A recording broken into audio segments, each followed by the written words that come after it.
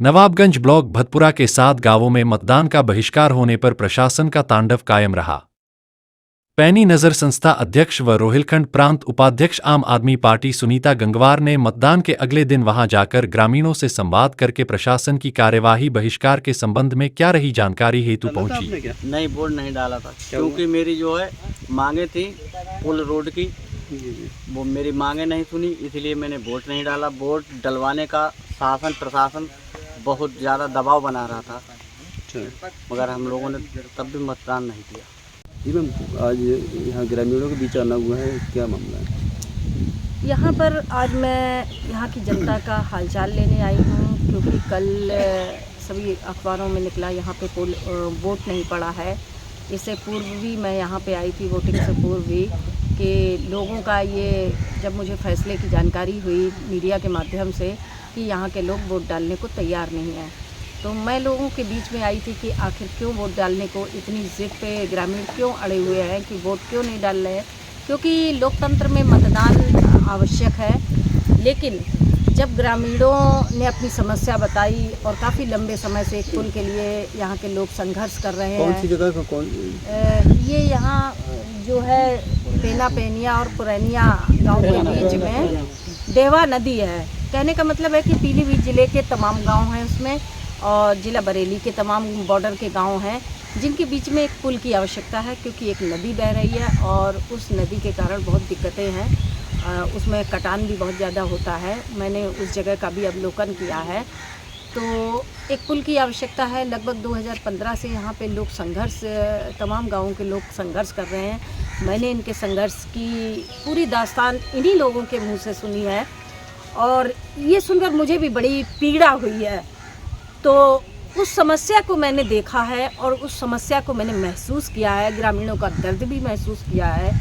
उस नाते मैं यहाँ पे आई थी और ग्रामीणों से मैंने बात भी की कि आपको वोट करना चाहिए, तो ग्रामीणों ने कहा नहीं, हमने अब तक वोट किया है और वोट करके हमें कुछ नहीं मिला है। किसी भी सरकार ने हमारे लिए पुल नहीं बनाया। जनप्रतिनिधि बदल गए, सरकारें बदल गई, लेकिन समस्या वहीं की वहीं रही। तो इस आक्रोश में लोगों ने वोट नहीं दिया। अब वोट का बात ये फैल चुकी, नेताओं तक बात पहुंच चुकी, प्रशासन तक बात पहुंच चुकी कि यहाँ के लोग वोट नहीं कर रहे हैं। तो इससे प्रशासन की भी बदनामी होती है, सरकार की बदनामी होती है कि आखिर ये नौबत क्यों आई। तो इसके लिए कल यहाँ पर लगातार प्रशासन का दबाव रहा ग्रामीणों पर, जैसा कि लोगों ने बताया है। मीडिया के माध्यम से भी खबरें मिल रही थी और यहाँ पर मीडिया को भी सही अपडेट न कर पाने का दबाव बनाया गया। यहाँ मीडिया को भी आने से रोका गया है। बहुत सा मीडिया डर के मारे यहाँ पर नहीं आया कि कहीं ऐसा ना हो, इस चीज़ का खुलासा हो रहा है कि यहाँ लोग वोट नहीं डाल रहे हैं, सरकार की बदनामी हो रही है, तो हमारे ऊपर भी कहीं कोई पुलिस कार्रवाई ना हो जाए।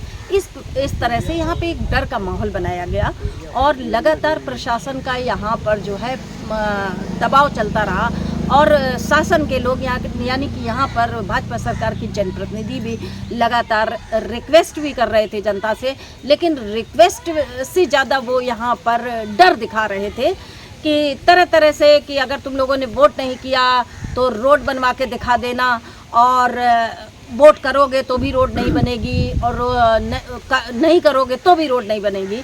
इस तरह का रवैया जनप्रतिनिधियों ने यहाँ पर दिखाया है, जो कि लोकतंत्र के लिए ये अच्छा नहीं है। ये एक तानाशाही रवैया है और इस तरह से लोकतंत्र तार तार होता है। हम लोकतंत्र में जनता से मतदान उनकी स्वेच्छा से करवाते हैं।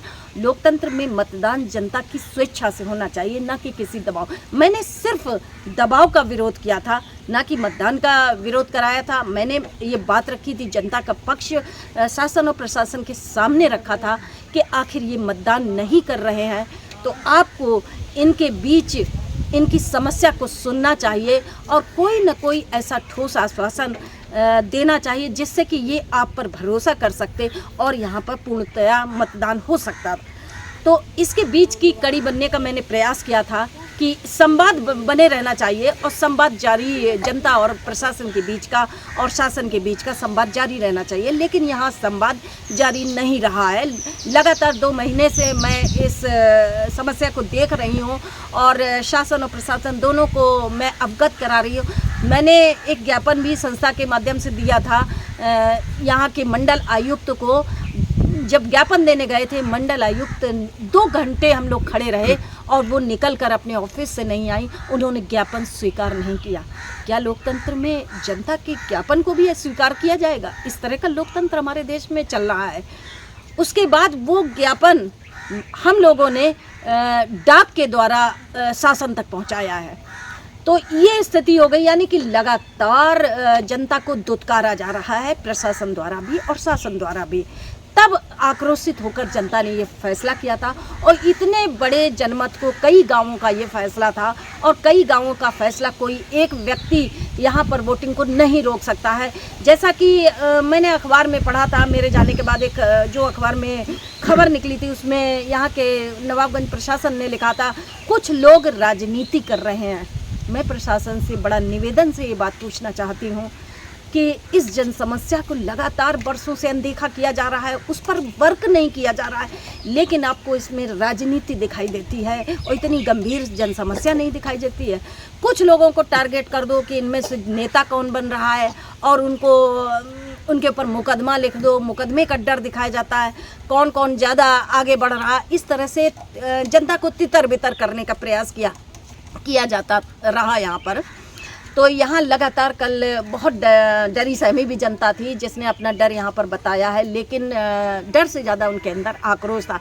छिटपिट रूप से यहाँ पर जो है मतदान कराया गया है और दबाव बनाकर कराया गया, जैसा कि जरपा मोहनपुर के प्रधान ने मतदान किया है, जबकि पूरे गांव ने मतदान नहीं किया। जबकि प्रधान एक जनप्रतिनिधि होता है गांव का, तो जन समस्या में उसे जनता के साथ खड़े होना चाहिए। तो कहीं ना कहीं इन लोगों के ऊपर, क्योंकि ये सत्ता के साथ इनका काम रहता है, सत्ता से इनको काम लेना होता है, तो इस वजह से ये प्रधान हुए या कोटेदार हुआ, तो ये जनता के शासन के दबाव में लोगों ने यहाँ पर वोटिंग की है।